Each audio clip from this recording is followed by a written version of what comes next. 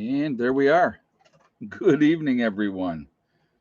I hope everybody is doing well. Actually, now, I'm just going to kill the volume on this really quickly. Uh, with uh, with the video today, actually, now I'm all caught up. So I'm gonna have to start making some new content tomorrow. I'm like going, oh my god, I got to get rocking.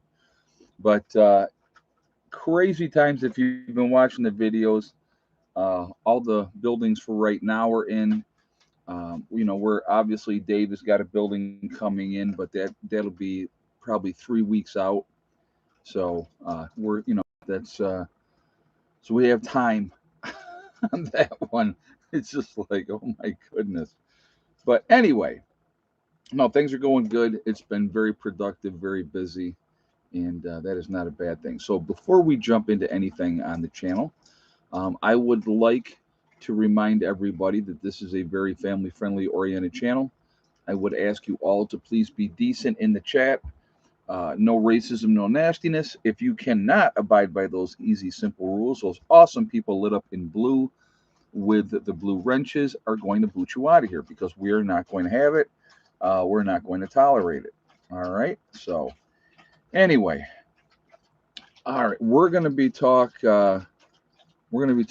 about the strike. We're going to talk about nursing in general. So, I don't know. I may have a little insight on nursing, just a touch.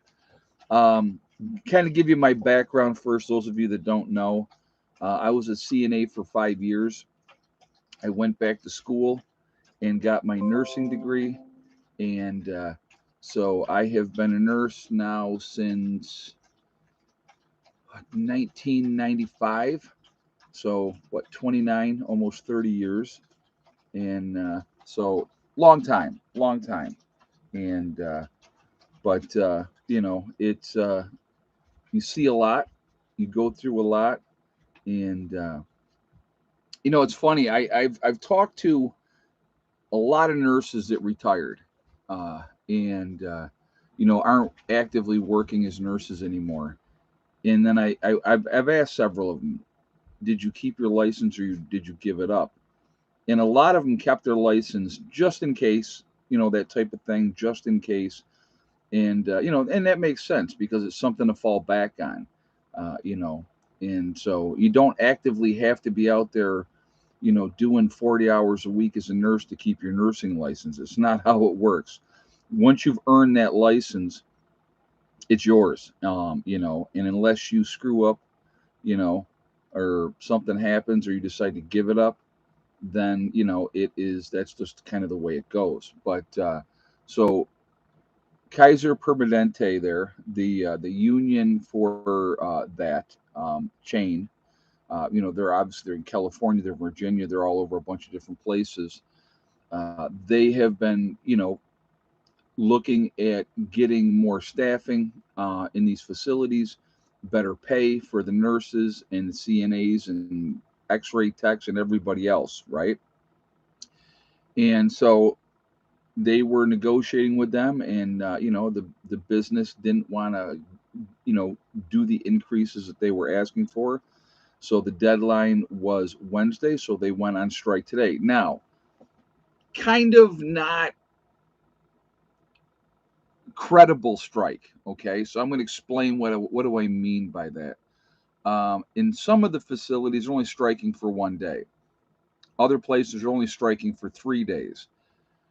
You have to understand something, okay? Because what happens if they go on strike? Now they knew it was coming. Management knew it was coming, so they went out and probably got traveling nurses, and they're paying them ridiculous amounts of money to come in and work in the hospitals. And this is what always killed me. This is what I'll tell you what. This is what always killed me. We would have agents wherever I've been, wherever I've been. They would have agency nurses come in, and the agency nurses are making really good money, and the company the agency nurses are working for are making even more. So I'm going to make up some numbers, okay? So let's say the staffing at the hospital, the LPNs are making $20 an hour. And like I said, I'm just making numbers up. Well, the agency nurses that are coming in, they're probably getting close to 30. All right. The company that the agency is working for is getting probably $60 an hour, paying their nurses $30 an hour, and then they're keeping the rest of that. So instead of the company, right, the hospital or the nursing home or whatever it is, instead of them taking care of their employees, right, doing the right thing, which they should do, they don't. They never do, because they're a bunch of greedy SOBs, and they're always crying poor mouth, which always killed me, because the amount of money that they charge people for any kind of procedures or anything is outrageously ridiculous. Tell me I'm wrong on that, right? And so, they don't want to take care of their people. They don't. They're just, I mean, it's obviously this type of things proves it, okay? So you have these nurses that are asking for, and I know one of the things, like I said, they were asking for is more staffing, making sure, because what they'll do, and I know I've given this example before, and I'm going to give this example again. I worked at a place. I worked there for 3 weeks because I quit. I was like, done. So when I first started at this place, they were like, yeah, sometimes, if we're short, the nurse may have to do the whole floor. Okay. Now, if you're a night nurse, it's one nurse per floor, so you're looking at 48 patients for one nurse on night shift. That's actually doable because the patients are asleep. You're able to do what you need to do. Obviously you're giving some meds and all that type of stuff. That's normal on the night shift. No, hell, now come on, baby. We're not doing this tonight. No, get down. Um, that's normal on a night shift. Okay. But this particular place, they had staffing minimums. And they said that it was absolutely okay for one nurse on evening shift, if they had to, if the other nurse called off, instead of trying to get somebody else to come in or get agency to come in, the other nurse would have to do the whole floor. Now, there's safety issues with that, folks. Big time safety issues. Um, Realistically, I'm going to put it like this. Can one nurse do meds and treatments and paperwork, deal with falls or whatever else may happen in that time frame, tube feedings, whatever else, trach care, all those type of things? Can one nurse do it safely in an 8-hour shift? And the answer to that is absolutely not. Absolutely, there's no way. When you have two nurses on a 48 bed unit, you have 24 patients for one nurse. You are hard pressed. Now, I did it for years, did a lot of agency work, did a lot of staff work for years, doing 24 people. You get your routine down, you get to know your unit, you get to know, your floor. You can do it for 24 people safely. Yes. For 48, absolutely no way possible. So what happened with this particular job, we had got to a point, I was done with my training and all that type of stuff. And they were like, okay, well, the other nurse didn't show up tonight. You have to do the whole floor. And hey, Ed, did you ever get attacked by a patient? Absolutely. Absolutely, yes. I have been punched, scratched, spit on, slapped, you name it. It has happened in nursing, in more than one time. Yeah, in more than one time. So, but anyway, going back to what I was saying, so they said, the other nurse didn't show, and I had already counted for my side, right? I had already came in, counted with the nurse on my side, and so I'm like, yeah, I'm not taking both sides. I'm not doing both sides. Now, the way that works in nursing, just so you guys can kind of understand, if I accept and I count for that second side, then I'm responsible. If I don't count and I've refused to take that other side because I already have my side, they can't. There's nothing that they can do realistically. Okay, So the you know, I'm like, yeah, I'm not doing that. You guys are gonna have to figure something out, but I'm not doing it, right? And so we were coming into a holiday weekend too, and I'll explain the rest of that too. So that particular night, so the nurse manager comes out to me and she goes, "You will take the whole floor." And oh no, so first of all, one of the nurses, one of the day nurses, that had that side that I wasn't taking. Okay, she says she looks at me and she goes, "Can I say something?" And I looked at her and I went, "No." I go, because I don't give a crap what you have to say, but I didn't use crap. I used a different word. Well, she was quite pissed off at that, which I didn't really care because it wasn't her license that was been on the line. It was my license that would have been on the line. So then the nurse manager comes out to me and she said, "You will take the whole floor." And I said, "No, I'm not going to." I said, "I will do my side." And I said, "And if, I said, and that's it, period. End of story." And then she tried to play the tough guy with me. She goes, "Well, then I want your 2 weeks notice." And I went, "Oh, you want to play like that?" I said, "You and I'll go in right now. We'll count my side." And I said, "I'll walk out right now." Oh, but her tune changed after. Well, no, no, no, no. That's not what we want. That's not what we want. Right. So, they what they ended up doing, and they tried to shame me, which is like that ain't gonna work. On the floor above me, there was two nurses, and what they did is they pulled one of the nurses up there, brought her down, to work the other side of the unit, and they're like, yeah, and we're leaving that upstairs. Only one nurse up there to do the whole unit up there, and I said just like this, I went, well, that's her fault for accepting it. That's her fault for accepting that. I'm not accepting that. So they're like, well, you just so you know, it's we got a holiday weekend come up and we're short staffed. Again, we're definitely going to be short staffed over the weekend because they wouldn't go get nobody. Okay, that's why they were short staffed. And I'm like, well, I'll tell you right. And I told him, I said, well, I'm telling you right now, I'm not doing the whole unit. So I said, you better figure it out. you know, yeah, it was a mess. It was a mess. So shortly thereafter, I was like, yeah, I'm not doing this. I'm not working for these people. I'm not dealing with this. It was unsafe. Unsafe for my license, unsafe for the residents, the patients. They would say that now, normally on an evening shift, okay, just so for the entire unit, 48 bed unit, you had two nurses and you were supposed to have five CNAs. Well, their acceptable minimum was three CNAs, which is not an acceptable amount because you can't give the people the kind of care that they deserve, that they're paying for, right? Can't give them that kind of care. So it was just, the whole thing was a mess. It was a horrible job. And I quit and I was like, see you later, goodbye. But, you know, what these nurses and CNAs and other staffing are asking for is more staff. And I totally get it. And I totally agree. They need to be paid better. They need to be able to get their time off when they want their time off. They need to, you can't see. Here's the beautiful thing about nursing. Unfortunately, doesn't apply to the CNAs. CNAs, they will mandate to death. Okay, they will mandate them to death. So, like, if you're a CNA and they say, well, we're short, you got to stay over for the next 8 hour shift. There's nothing you can do about it. Nothing yeah, because they can. Exactly. So the CNAs, they burn through CNAs. I mean, they burn through them because people don't stay. They can't keep up that pace of 16 upon 16 upon 16 all the time. It just doesn't work. Well, they can't mandate nurses. It is illegal to mandate nurses. So what they would do, um, yeah, we have to keep the war going in Ukraine. Exactly.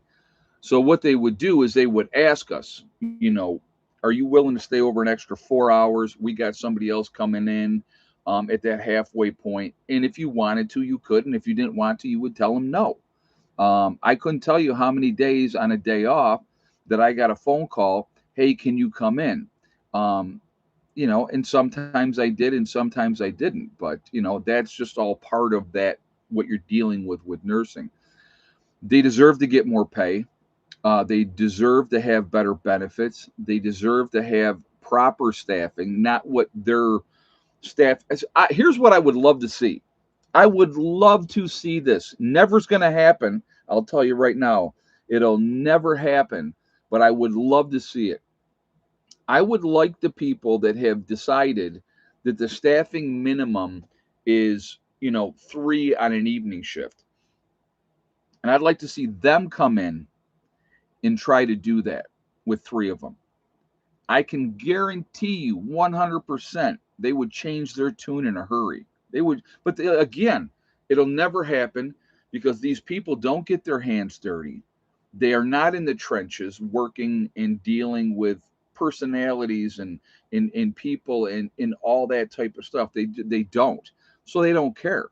It's always about the bottom line. And I'm going to tell you what, you hear these hospitals crying poor mouth all the time. I'm sorry, I don't believe it. I don't believe it because the amount of money that they charge, I'm going to give you an example. I know somebody that just had a surgery done.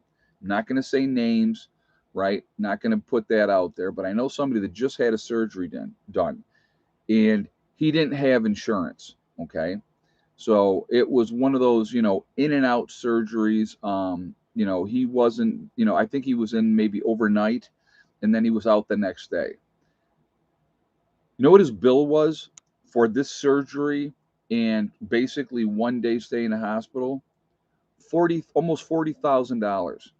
Now I'm sorry, but I don't think that any of us could say, oh, only 40? Well, let me just write that check out. You know, don't tell me they're not making big money. And think about what they're charging insurance companies, right? What are they charging insurance companies? It's insanity. It's absolute insanity. So again, um, and then they don't, at the end of the day, they don't want to take care of their staff. They don't want to pay their staff. And I'm talking everybody from the janitors to the secretaries, everybody that keeps that hospital ticking. They need to be taken care of. They have a difficult job. They're dealing with a whole bunch of things. And again, management just don't give a crap. So if I was these nurses, I wouldn't do a 3 day strike. I'd be like, we're out until we get something squared away here. And let those hospitals pay 3 and 4 times what they would have had to, they could have made a settlement with the nurses, paid them fairly. They would have been happy. And, but no, they can't do that. They want to fight and try to nickel and dime and all that type of stuff. But uh, my son, bill prior to your insurance was 300 or 238,000. Wow. Wow. My daughter almost died and spent 72 hours in the hospital. Her bill so far is over 200,000. Yeah. So I mean, it's insanity. Insanity. Do you think it's only a 3 day strike? Yes, that's what I read, Dawn. I read that some places are only doing a 1 day strike, and other places are doing a 3 day. A 3 day strike is still going to hurt the hospital. Okay. Oh, 72 days at. Oh, wow. Okay, I got you. I got you. A 3 day strike is still going to hurt the hospital. It's big money to replace all those workers, number one, and what they're going to pay those agencies to bring those nurses in there, number two. Big, big, big money. And so, and that hurts their bottom line at the end of the day. These are things that it's insanity. I could never understand, honestly, in my whole working career,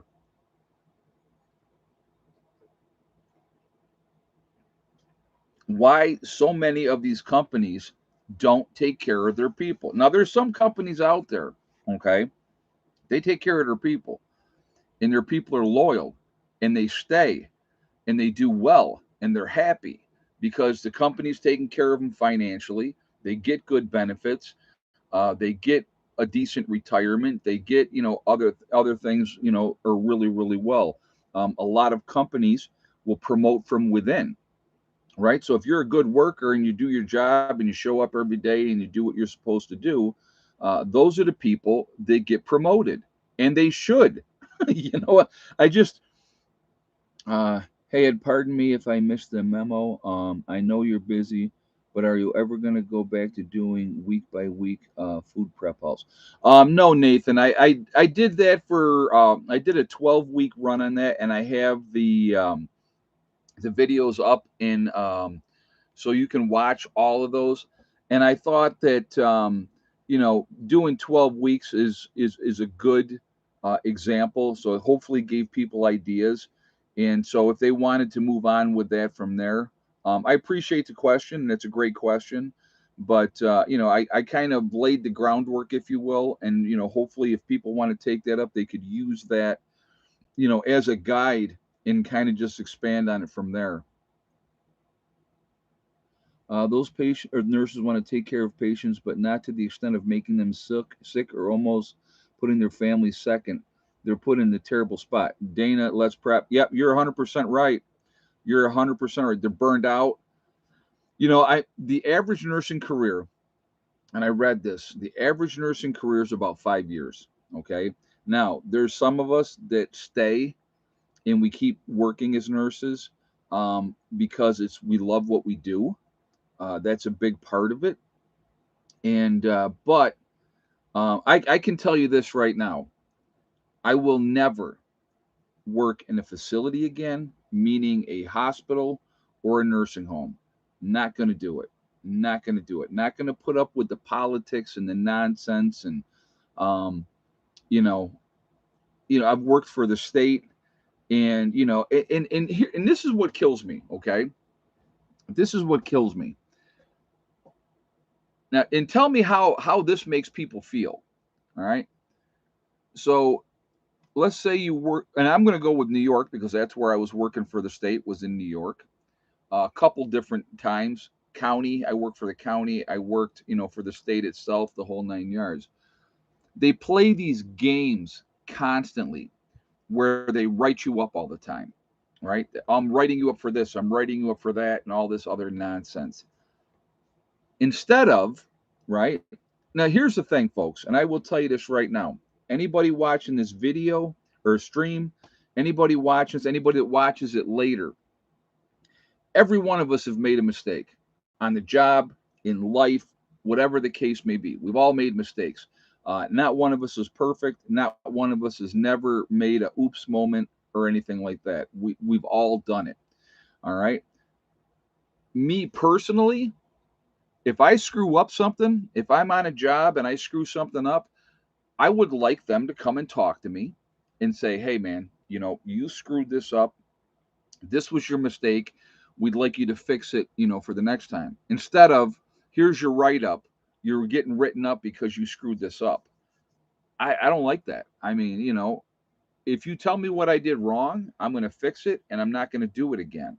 It's as simple as that. It's with anything, I mean, but they don't do that. They play games and it happens all the times. Not me, Ed. Never. Yeah, right. Yeah, it's just, but it's just it happens. Everybody makes mistakes. Everybody screws up, and it's okay if you learn from your mistakes. Like I said, I've always been, I've worked as a supervisor a lot through the years, and I always treated my people good. I tried to.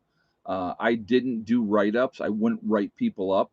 I would talk to them, and I would say, "Hey, listen, this." And here's the other thing: you don't do it in a public forum in front of everybody else and try to humiliate somebody or talk down to them or try to belittle them or humiliate them. What you do is you say, hey, Joe, come on, man. I'd like to talk to you for a moment. And you take them in a room and you sit down and you say, hey, listen, you messed this up. You have to be aware of that. That could be very dangerous or whatever the case may be. So just be more aware moving forward, that could be a problem. That's how you deal with situations like that. You don't play I don't play the write up game. Never did, never will. I didn't like it. So, um, again, I'd rather be talked to like a human being and treated like a human being, uh, you know.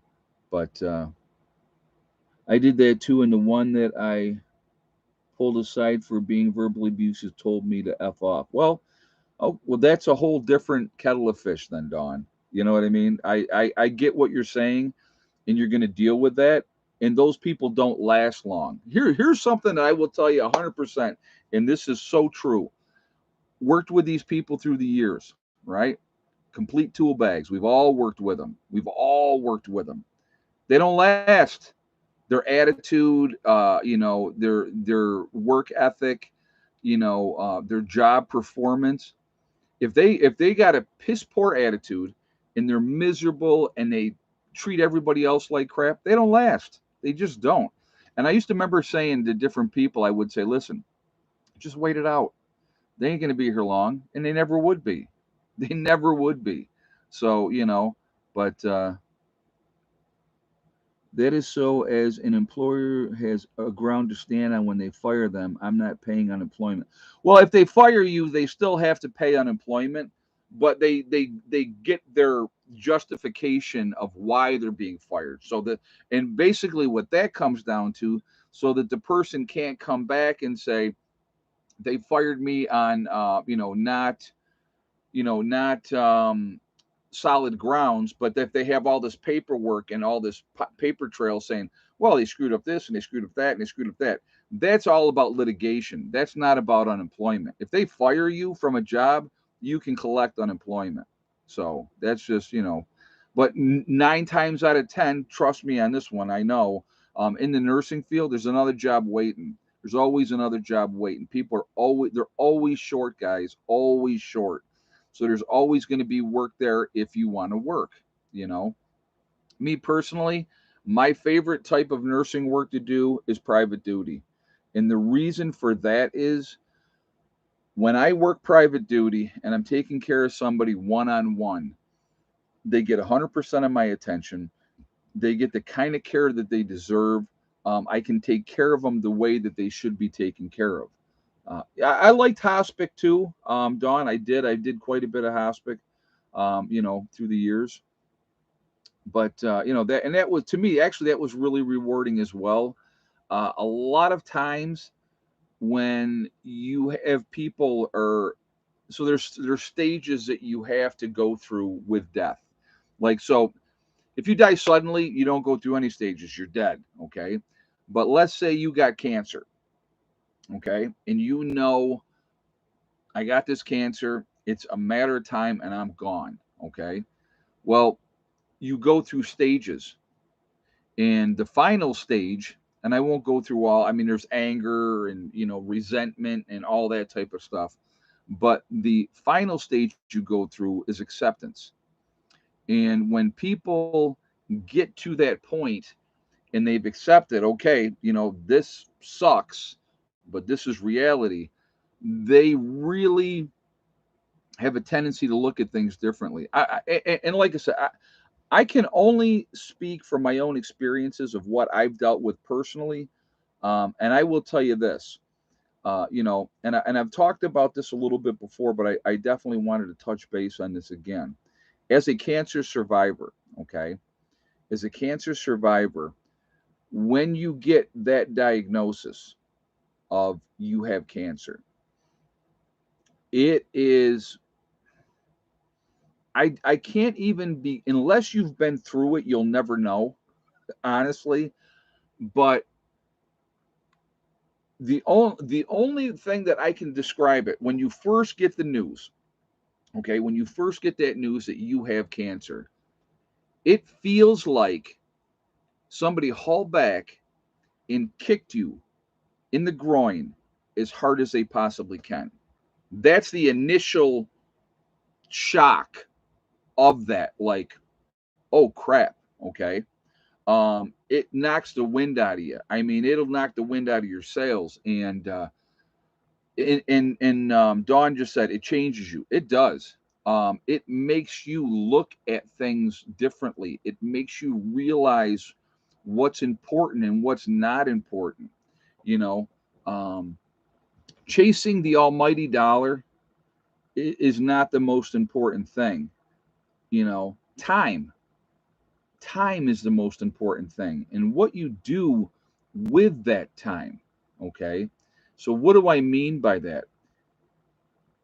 If you have children, if anybody's watching the stream and you have younger children, they're growing up. And one day you're going to blink your eyes and they're going to be gone. You're going to blink your eyes and they're going to be gone. And what they will remember more than anything else, not the fact that your mom or dad or any of that type of stuff, it's what you did with the time that you had with them. Did you make memories with them? Did you do things? And when I say make memories and do things, I'm not talking about super expensive trips and oh well we went to here and we did this or we did that. It's the small things. Taking them fishing. If they like to fish, take them fishing. um, you know doing different things that they enjoy. Maybe you don't enjoy it, but it's their thing. We all know what everybody's thing is in the family. What do you enjoy? What do you love? What are you passionate about? And then doing something special for them with that. But again, and those are the memories that they'll remember forever. But if you spent all your time when they were little and all you did was work, work, work, and guys, I'm telling you, I'm talking from experience. When my kids were born, it was my responsibility as the father, as the breadwinner, to take care of my family. For 10 years, I worked 66 hours a week, 6 days a week. I had 1 day a week off, one.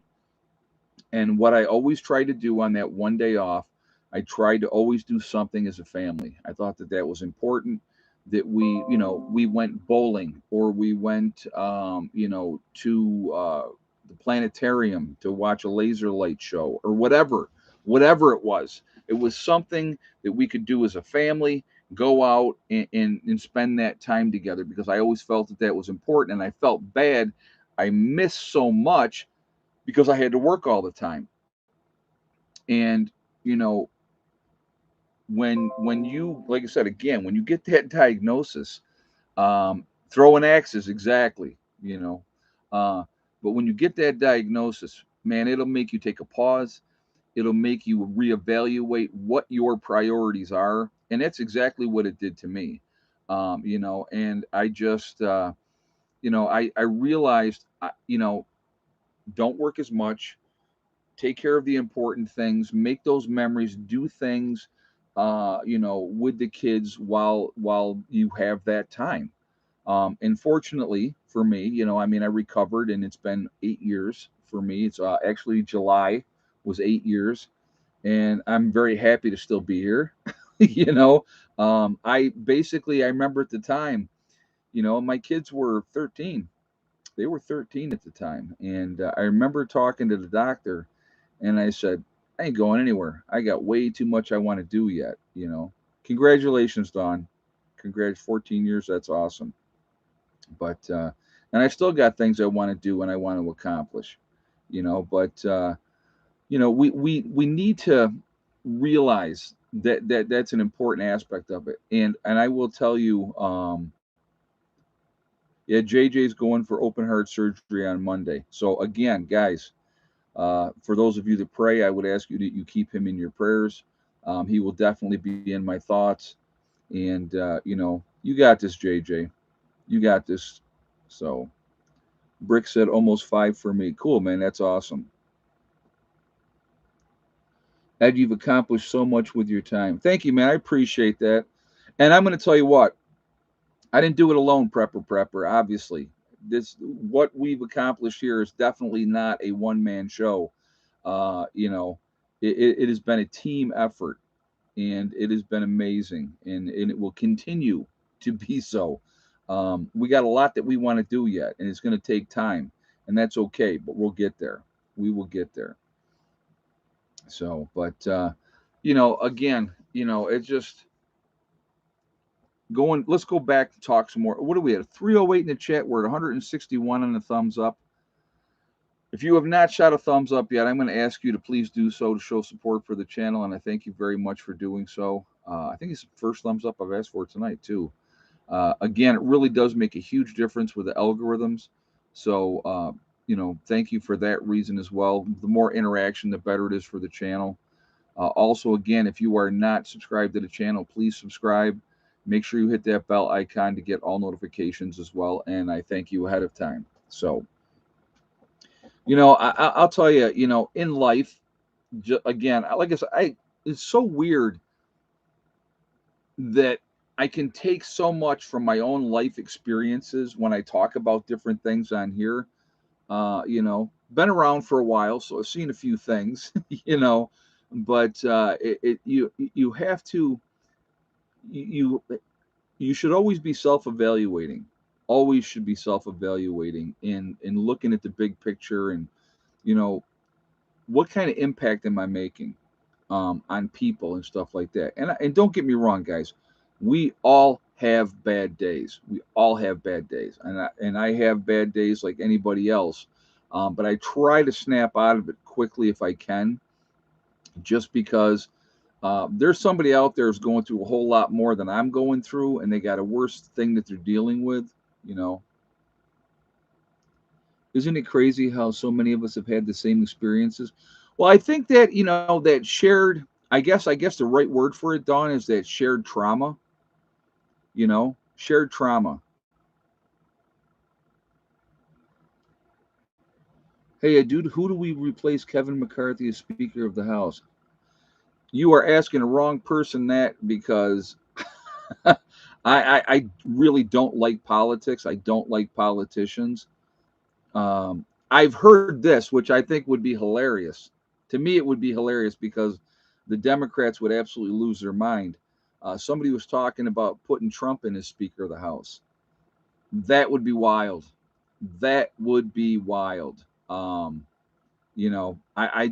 that would be like, oh my God, here we go. So, but who knows? See, now to me, with my twisted sense of humor, that would be poetic justice. So that's what I think would be hilarious. But who knows with those people? You have to realize they're on the same team, even though they pretend to be on different parties and they actually pretend to fight with each other. They're all working together behind closed doors. So that's you know, yeah. Michael goes like it matters. Yeah, well, exactly. At the end of the day, they're going to continue to screw you and me, and they're going to take care of their rich friends. They're going to take care of the special interest groups that got them elected, and they don't care. So, but going back to what we're talking about here, um, that shared trauma. When men and women go off to war, and especially men that basically deal with combat, right?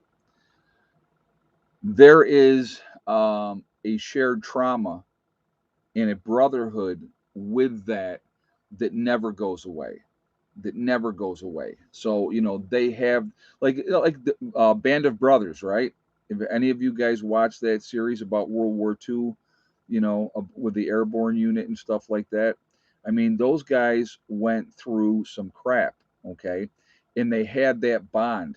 Um, Cancer survivors have that bond because it's a shared trauma. So anybody that's been through, like, okay, so people like that have been to prison, right? I can't relate to that. I've never been to prison, so I can't say, oh yeah, I remember the time I spent, a day in lockup. Ooh, the trauma. No, I mean you're talking guys that have gone off to prison. They share a trauma, so it really, each experience in life kind of molds you and stuff like that. But the one thing, like I said again, people get so caught up in chasing that almighty buck that they lose sight of what's important. They really do. And so to me, it's like I said, the one thing, folks, and I've said this before, and I will say this again because it is so true. The one thing you will never get back ever is time. You're never getting that time back. Yesterday is gone. It is history, and it's never coming back. And so, what you do, what choices you make, how you treat people, how you want people to treat you moving forward, that's everything. That's everything. Bubba One says all chasing something to a degree, one degree or another. Yeah, Bubba One, you're right. A lot of people are chasing something, but again, How much time and energy are you putting into whatever that project may be? And is it worthwhile in the end? And are you still, while you're chasing that dream or whatever you're chasing, are you still taking that time? Are you still taking that time to take care of your loved one, to take care of your children, your significant other, husband, wife, whatever the case may be? Are you doing that? You know, I can honestly say there's some things that I would probably have done different. You know, yeah, the song "Yep" by Tim McGraw, "Live Like You're Dying." Absolutely, it's a great song because if you look at it in that perspective, if somebody said to you today, right? If somebody came up to you and said today, you got 60 days. In 60 days, you're going to be dead. What are you doing with that time? Are you going to keep going to work and busting your butt and work for that next 60 days? Are you going to do that? Or are you going to take that time and spend it with the people you care about? Spend that time forgiving the people that you couldn't forgive before. I will tell you right now, and this is so true. Hate who hurts the person who hates, because when you hate somebody or something or whatever the case may be, um, it affects you, right? 9 times out of 10, that other person that you've wasted that energy and your time hating probably doesn't even think about you at all.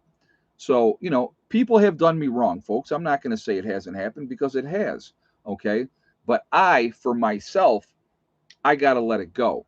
Now, do I forget? No, I never forget. Okay. But I can't hold on to it like a cancer. I have to let it go for my own self worth and my own self preservation, if you will, because I don't have the time for it. I don't. I have too many positive things to do. And to be with people that bring me joy and laughter, and we can bust chops and have a good time. That's living. You know what I mean? I'm going to tell you what, like, with my daughter, we go back and forth, and my daughter's got a great sense of humor, and we bust chops and stuff all the time.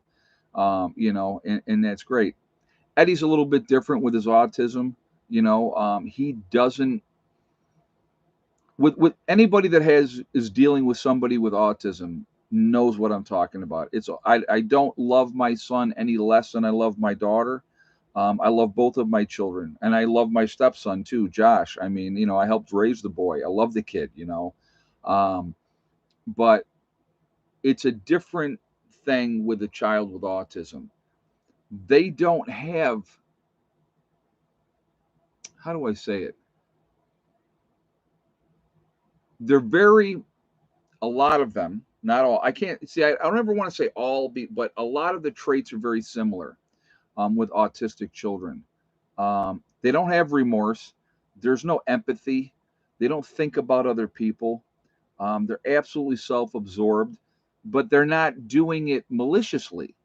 If that makes any sense, it's not like they're like, you got some people that will maliciously have the intent, I'm going to do something bad and I don't care. Okay. That's malicious. That's planning it out. And this is what I'm going to do. An example would be, okay. And I'll give you, and I'll use Eddie as a great example. So what I ended up having to do with Eddie is I would limit him to having 2 pops a day, right? That's it. You can have 2 pops, because if I didn't do that, if there was a 12 pack of pop in the fridge, Eddie would drink every last one and not think of anybody else and say, geez, I wonder maybe somebody else would like to have a pop. That's not there. That doesn't compute. It's just not there. That it's not, there's nothing to think about, like that. But he just, so what, like I said, what I had to do with him is I would say, you get 2 pops a day. That's it. No more. That's it. And he had to come to me and ask me, Dad, can I have my first pop of the day? Yep, you sure can.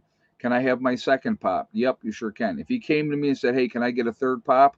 The answer was always no, because did you have your 2 already? Yes, then that's your limit, and you know that that's your limit. Um, it's you have to do that, because if you went in the fridge and you decided, oh man, I just put that 12 pack of Coke in there, yesterday, and you go in and you don't have those boundaries and those rules, it's all gone. And you go, who drank all the Coke? Well, I had one, and Heather had one, and Eddie drank 10 of them. You know what I mean? And that's how it would go. So, we had to do it that way. Had to do it that way. But it's just, it's a different relationship with my son. He don't like to be touched, so that makes it hard, because I am a very huggy, feely type of person. I love to give hugs. I love to give kisses. That's how I grew up with my grandparents. You hugged and you kissed them, and I love you, and Eddie just don't have it. He just doesn't have it, and it's not his fault. So, but anyway, so when I talk about my daughter a lot, which I do, that's why. That's why it's a different relationship with Eddie. So anyway, all right. So we are at egg count time, and so before we do egg count, so don't put your guesses out yet. I'm going to ask for another thumbs up, because we're at 202. We got 314 in the chat. So if you have not shot a thumbs up yet, please do so to show support for the channel again, and I thank you ahead of time.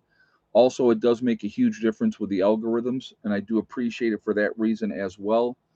Also, if you are not subscribed, please subscribe. Make sure you hit that bell icon to get all notifications as well. And again, I thank you ahead of time for that. So, how many eggs today? And yes or no for Miss Thickneck. And before starting now.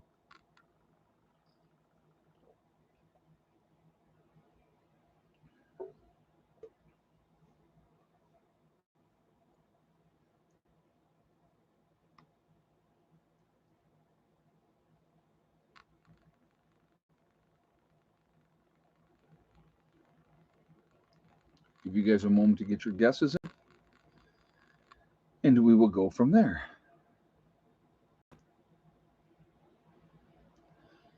How many eggs today, Captain, for the chickens? And yes or no for Miss Thickneck.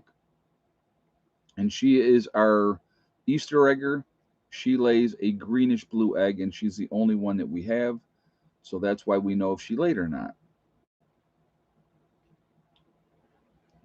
All right. If you guys had the same exact guess, is Carol Prince. Carol Prince with 3 eggs today, and no for Miss Thickneck, then you were 100% correct. So congratulations to Carol. You've won absolutely nothing. So there you are. But anyway, there's a big thing with the spectrum, when it comes, Kathy, when it comes to autism. You can have your autistic kid that is nonverbal, incontinent, wears a helmet and bangs her head against the wall, or you could have somebody that has Asperger's, which they are brilliant in whatever field that they're in, and they're an expert in that field because that's their focus.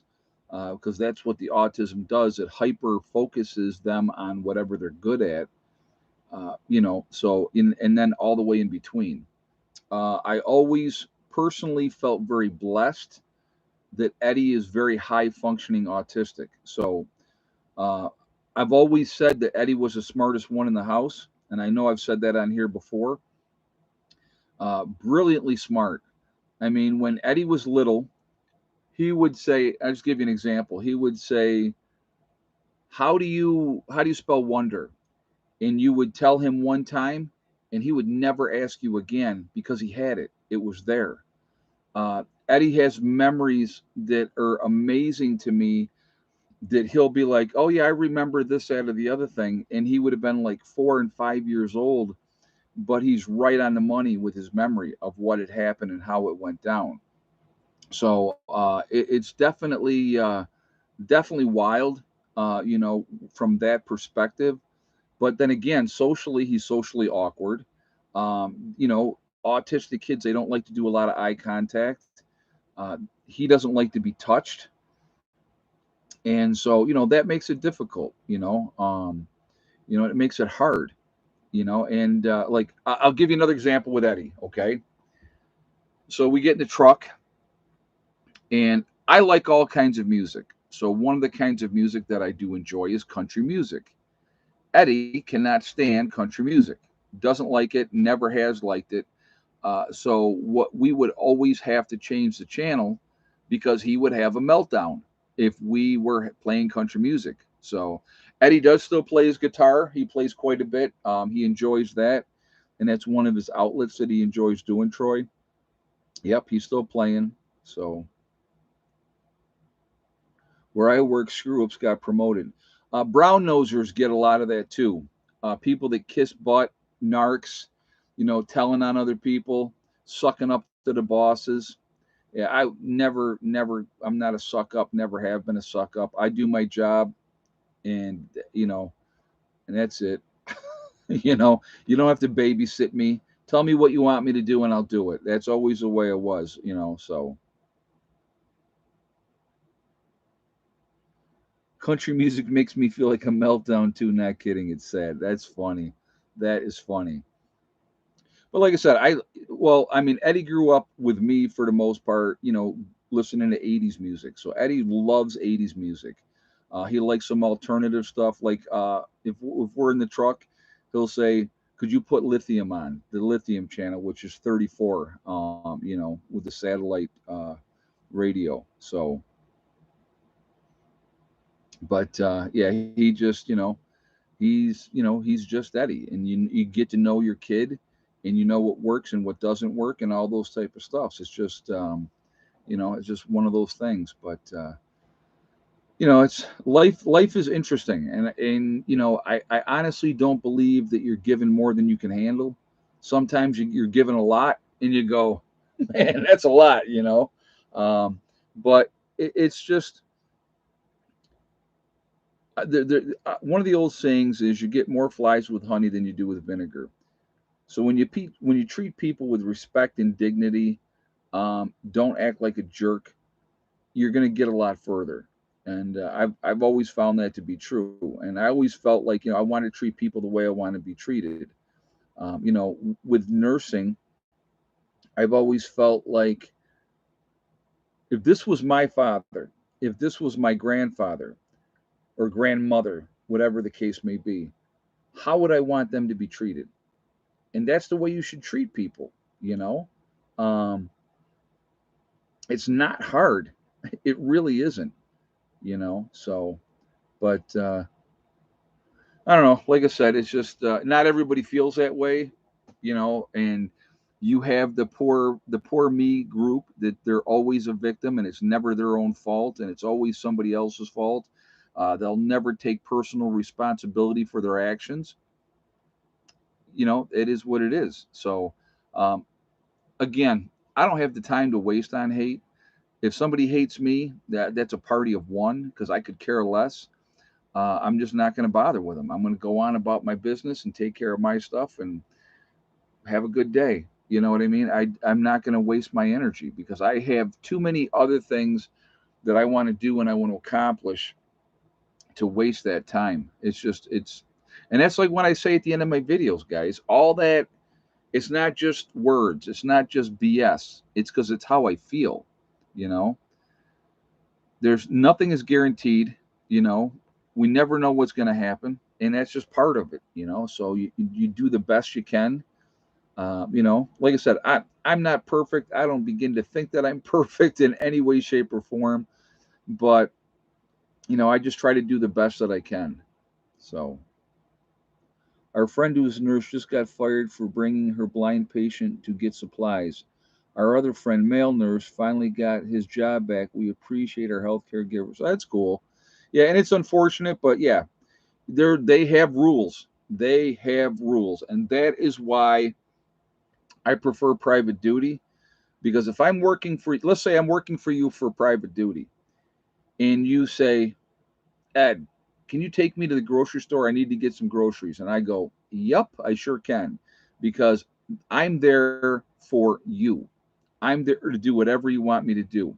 If you want me to do laundry, if you want me to vacuum, if you want me to make your bed, You need help with a shower, whatever.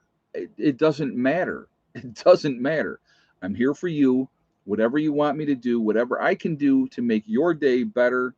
Yeah, read a book. Yeah, if they want to be read to, absolutely. You know, so it's simple as that. And when you work for an agency or you work for a facility, they have rules that you are not allowed to cross. Period. You're not allowed to do certain things, and it's just the way it is. And even though you may want to, because it's going to make your patient better or feel better, whatever, you can't. Because like the other person just said, they had a friend of theirs got fired because they took the blind patient to go get supplies. You know, but anyhow, that's my thoughts on that. But going back to this nurses strike, they have my 100% support. I think anybody that is in the medical field or been dealing with any forms of medicine would have that same type of things. Question to nurses: are you required to keep getting the updated jabs, or is one acceptable? Uh, Dana, that's a good question. I know that a lot of places now are getting rid of that mandate. I know a lot of nurses that never got one. So, but I know, like, if you are in a hospital setting, depending on the policy of the hospital, they could require it, and then you have to make a choice. That's what it always came down to before. It will always come down to, that again. My question would be this to you guys, okay? And again, I'm not telling you what to do. I am not telling you not to do something. That's not my decision to make with you. Um, it's it's an individual choice. But here's my question to you: why did so many nurses and so many doctors not get this? As a layman, which is what the rest of you are that are not in the nursing field, right? Shouldn't that give you pause? Shouldn't that make you think? Well, if this person in the medical field said no, and I'm not doing it to the point of losing their jobs and stuff like that, would that make you think? Just a question, you know. Question: do you still have to wear a mask during flu season? What they used to do to us, okay, and I will tell you, having worked in nursing homes and in hospitals and stuff like that before the other thing all came up, you had a choice. You could get the flu shot, or you could say no to the flu shot, but then they would make you wear a mask for, while you were working for like 6 months, which was ridiculous. Okay. Which was ridiculous. Again, you had to make that choice what you wanted to do or not do, and again, to each their own. It Once again, and I will say this again, I'm not going to tell you what to do, and I'm not going to tell you what you shouldn't do. If you ask me what my choices are, I've been very honest about my choices. Um, and, and it's not because I'm an anti anything. It's just, you know, it's an individual choice, and you have to make your own choices in your life. And, you know, that's just kind of how it goes. Do you know the amount of money that providers were paid to push? Yes, they were a lot. Yep.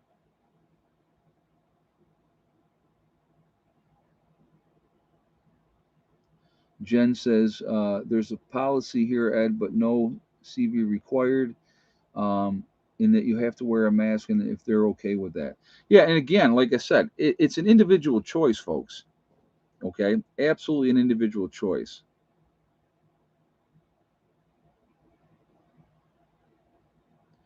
Dawn says I wasn't getting it for something that had a 98% rate of survival. Yeah, I can't disagree. There was a lot of, obviously, and my choices were a lot with a lot of different things that I unfortunately can't talk about on YouTube without being dinged. So, you know, it's unfortunate, but it is what it is. So like I said, it's just there's a bunch of things I would love to say. I should just make a video and post it up on Rumble, because I am on Rumble as well. But that I could never understand the doctors and nurses making dance videos in the hospitals. Yeah, I don't get that either, Tony. I don't get that either. Um, I don't get it.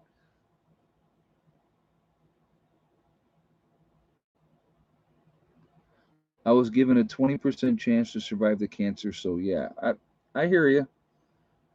I'm pretty particular of what goes into my body, to be honest with you. That's one of my choices. So,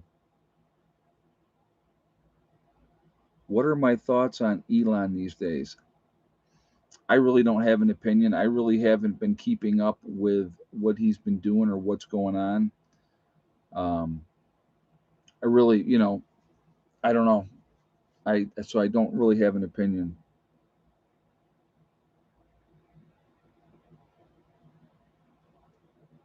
So, oh, we are at that time, guys. I'm like behind here, of course. Imagine that.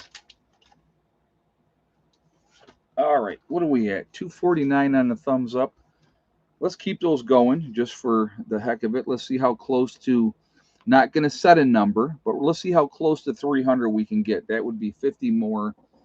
If we could do that, that would be awesome. We got about 20 minutes left. So, again, if you have not shot a thumbs up yet, please do so to show support for the channel. Again, it's very much appreciated. Again, it does make a whole huge difference with the algorithms. The more interaction, the better for the channel. So I do appreciate that as well. Also, if you are not subscribed, please subscribe to the channel. Make sure you hit that bell icon to get all notifications as well. And thank you ahead of time. And of course, always like, comment, and share. There we go. So, uh, all right. So, Heavenly Hills Homestead, real good folks. Definitely check them out. Growing giant vegetables, very very cool. You have Icky Can up in Canada. He's been living off grid almost as long as I have, and a real good guy. I would ask you to support him as well. There is Angry Prepper, that is Jason down in New York City. And also we have Alaska Prepper, which is Rudy. Rudy is a great guy. Very, very interesting information on his channel.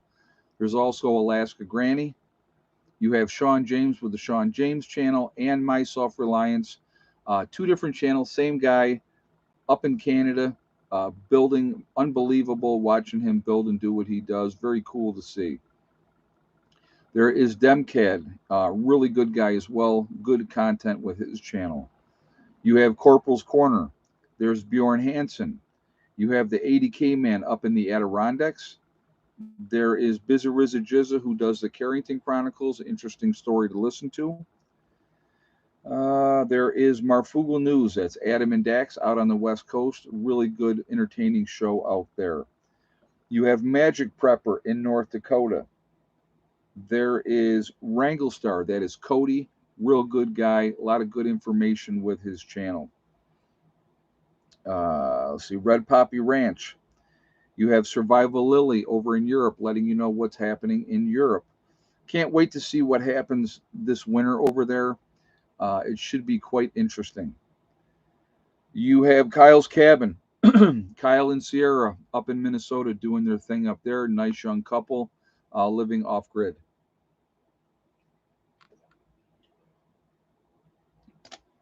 There is Bush Radical and Girl in the Woods, husband and wife team. Two different channels. A lot of good information. They split their time between Michigan and Alaska. You have Green Greg's. There is Southern Prepper 1 with his Boots on the Ground series. You have Gray Man Prepping. There's Doug and Stacy. Doug and Stacy have been around for quite a while. Real good channel. A lot of good information on their channel as well. You have the Nomadic Movement down in Panama. Nice young couple down there living off grid, sharing their adventures with everyone.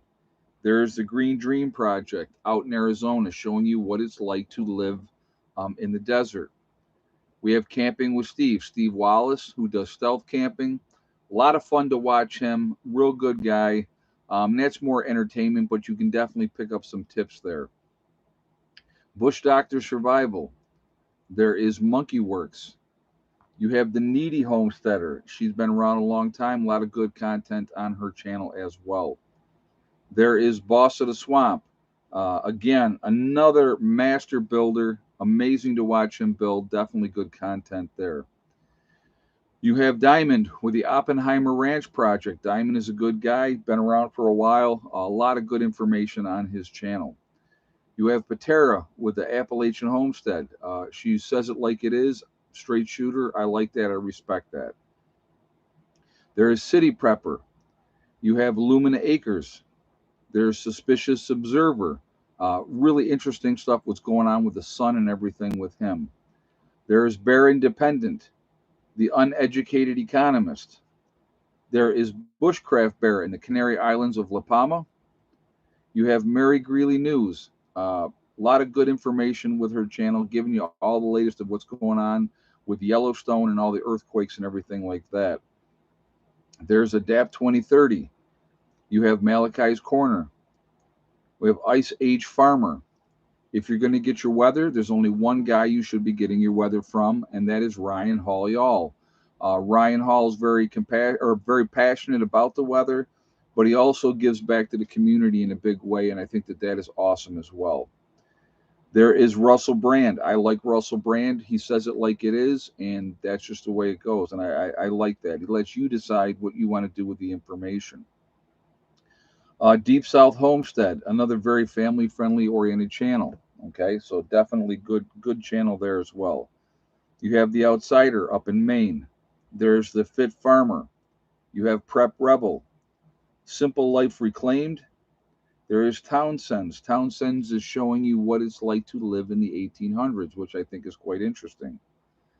The Prepared Mind. You have Pinball Preparedness down in Tennessee. The Economic Ninja. And last but not least, Little House Off Gritty. They are also down in Tennessee. A lot of good channels out there, a lot of good information. I think it's important that we look at different perspectives of, what people see, and I think that is a really good thing. And who was the one with the makeup channel again? Oh my God. Okay, I'm gonna have to try to pull this up. Hold on.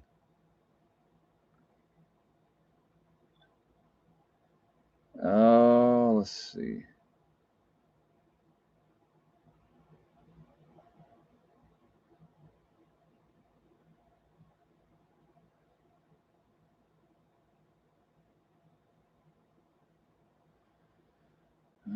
Okay. The makeup channel, guys, is Truly, Truly, Tara, Tara, and then 76. Real nice lady. Definitely go over, show her some support too, guys. I know the guys aren't going over there to a makeup channel, but hers, it's about makeup. I met her, very, very nice person. And so definitely go and show her some support if you would, and thank you ahead of time. All right. So Truly Tara 76. So JJ's got the link up there now, guys. So if you would do that and show her some love, that would be awesome. And who knows, ladies, you might pick up a few tips. You never know. But anyhow, again, I think we should be supporting each other. And again, there's a ton of good information out there. And I think that is a good thing. We should definitely be, looking at different perspectives. People are coming from different points of view. They're coming from different backgrounds. And, I think that's a good thing. Okay, I just subscribed before I forgot again. Okay, cool, Don. Thank you. Yeah, and anybody else that would like to, she's a very small channel. She's under 200 subscribers. So, it would definitely help her out if you would go and subscribe to her channel. So, very much appreciated. Those homes up on blocks, will they hold up to very strong winds? Well, Larry, I will tell you this, okay? From experience with my property in New York, Both of those homes in New York are up on blocks. They are not on a permanent foundation. Never have been. My building has been there for 9 years. Oh, she's now over 200. Oh, that's cool. Very, very cool. Um, but my building's been there for 9 years. Now, I would suggest to both of these guys that they skirt their buildings. That will be my suggestion to them. If they do it or not, that is obviously going to be their choice. We're going to need to skirt the wolf's lair as well, okay? Because that way you're cutting down on the wind, and it's definitely going to make it better when you're trying to stay warm in the wintertime. But no, my building's been there 9 years and not moved an inch. And we've had some seriously high winds come through there. So again, it's what you do and how you do it. I know a lot of people have said, "Oh, you need to strap down and do all that." I've never done that. I've never done that. So Max says my cabin will have a kilt. All right. Well, that's it's up to you. Whatever floats your boat.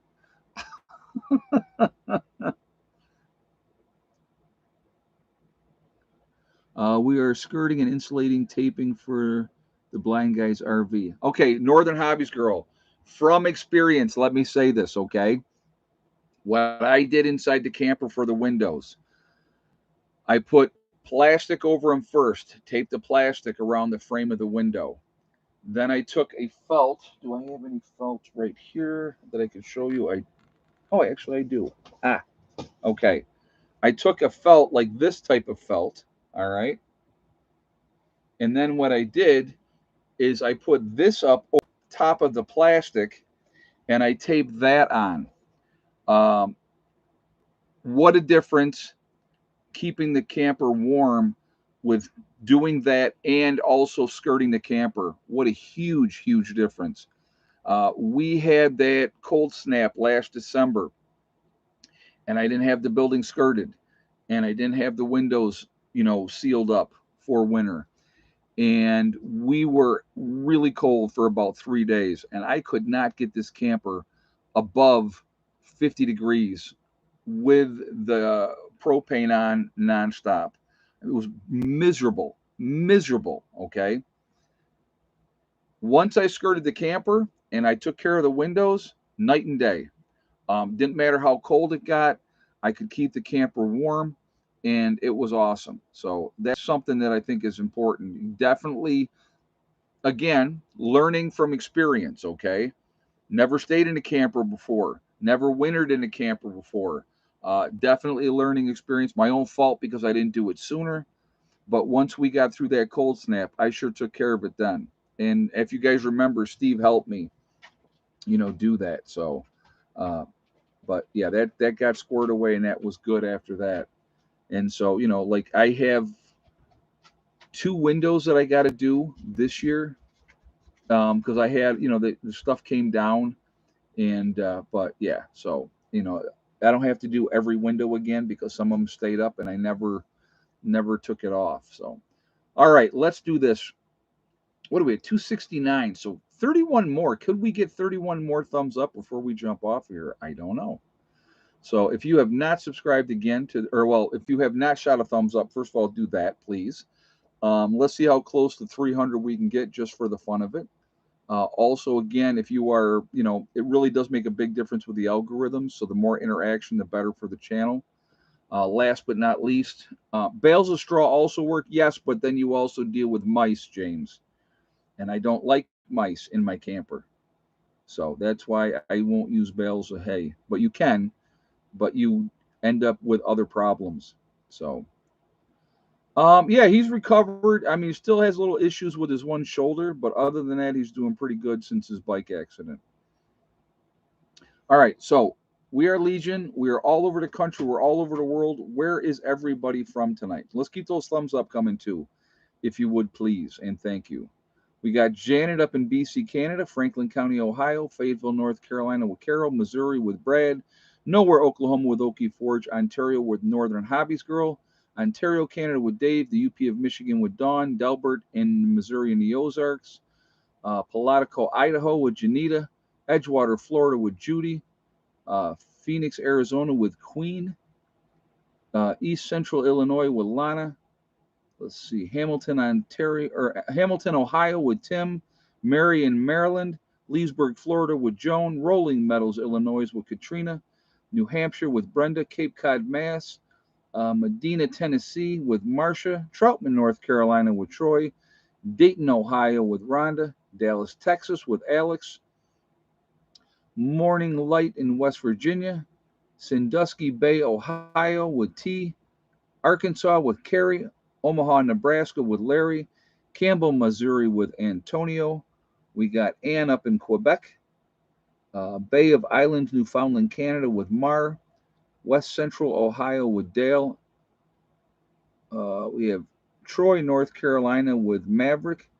So again, guys, we are all over the place. We're all over the country. We are truly a huge, huge network of people. Good night, Brad. We can make a difference. Cedar Creek, Ohio with Mikey. That speed reading class is paying. I'm trying to do them as quick as I can. When they're going like that, I'm trying to be as quick as I can. I don't like to miss anybody. And if I miss you, just put your name up there again. We got Robert in Central Iowa. But anyway, guys, just like I said, what was I saying? Brain is gone. But we are, like I said, we're the ones that can make a difference. We can make a difference now, and we can make a difference after an event as well.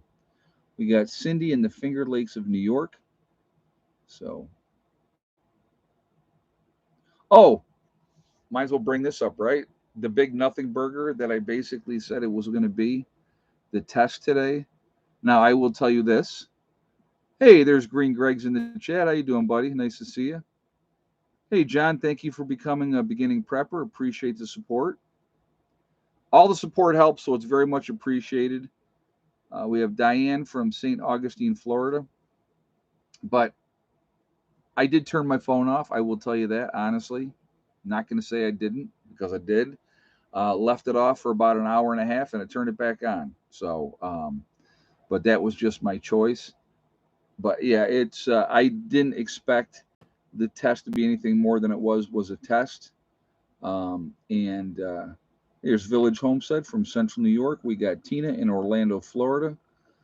But doing great. Thanks for the shout out, Ed. You're very welcome, my friend. You're very welcome. But yeah, it's just, if they're going to do something, folks, they're not going to announce it. They're not going to announce it. They're not going to say, hey, there's a possibility when we do this on this day that this might happen. You're going to be blindsided, like with any of these events that happen. When it happens, we're all going to be like, oh, crap, I didn't see that one coming, or I didn't expect it now, or whatever the case may be. I didn't hear or see the test. Neither did I, Lana. Neither did I. So, but anyway, I want to thank my moderators who do an absolutely fantastic job. They are awesome. Very much appreciated, ladies and gentlemen that moderate for me. Keeping the chat clean is very much, like I said, again, very appreciated, and thank you. I want to thank all you guys for being here and supporting the channel. It's awesome. A lot of fun. I do enjoy these chats. And hopefully, maybe you learned something about nursing today in this video, and what we go through as nurses. Not always a fun time, but, it's most people that get into nursing do it out of love, because they love what they do, because you wouldn't do it otherwise, because it is a thankless job. So, but no, it's, like I said, I've always loved being able to do what I do. Yeah, it's very rewarding. It is. Yep. When you have people that appreciate what you do, basically the patients, that's what makes it worthwhile. That's what makes it worthwhile. So we're at 285. So 15 more thumbs up, guys. Can we get to 300? Like I said, we weren't trying to. We were seeing how close we could get. So let's see how much closer we can get. Anyway, guys, remember, we truly are all in this together. We are one race called the human race. If we could ever figure that one out, we truly would be in much, much better shape. We have to stop letting them divide us using race, religion, political affiliation, all of it's nonsense. It doesn't mean a thing. It doesn't. And so, we have to come together as human beings because at the end of the day, we all bleed red. All right. Even though our blood is blue, we bleed red. If that makes any sense, if you know that, then you know. Also, guys, remember to hug and kiss the ones that you love. Tell them every single day. Tomorrow is not guaranteed. We never know what's going to happen in life. So it's really important to tell the people that you care about every single day how you feel. Last but not least, and this is the most important, STD, step, thing, and day. One step at a time, one thing at a time, and one day at a time. Her nails are very sharp. Um, you know, Work methodically towards your goals, whatever they may be. It doesn't have to be about prepping, doesn't have to be about living off grid. I'm almost done. Um, it's whatever you're trying to accomplish in your life. If you set realistic goals, you can accomplish anything that you set your mind to. Do not listen to negative people telling you what you cannot accomplish because you can do it. Okay. Well, I'm busy. I'm busy. Oh, and so really quickly, I did want to address this. Let me just put this out here really quickly. All right. Heather was not Heather wasn't biting anybody, and neither was Hella. Hella wasn't biting the delivery guy. She was trying to play with him. That's what she does. If you look at the video, you will see that her hackles were not up. She was trying to play, and that's how she plays. So, people, oh, it's not acceptable that this dog is biting anybody and all this type of stuff. She wasn't biting, she was playing. Because I'm going to tell you right now, if she bit somebody, they would know they'd been bitten. Okay, so I'm just putting that out there. But no, she's a good dog and she is trained. She wanted to play with him. Somebody new to play with. That's all that was. So anyway, be safe, everybody. What, 296? Oh, we got to do four more. Four more, guys. Four more thumbs up. Let's hit that 200 before we jump off, or 300 before we jump off of here. 297. So three more, guys. Three more thumbs up. Come on, I know you guys can do that. Some of you have not shot a thumbs up yet. I know we're down to like 178 people. There we are, 300. Cool. You guys are awesome. Hey, listen. Be safe, everybody. Have a great night. Keep prepping. Keep getting ready. We have no idea how much time we have. So just take care of your business, okay? Have a great night. Now we're up to 303. So awesome. You guys are great. Have a great night. I will see you all later. Prepper Nurse 1 out for now.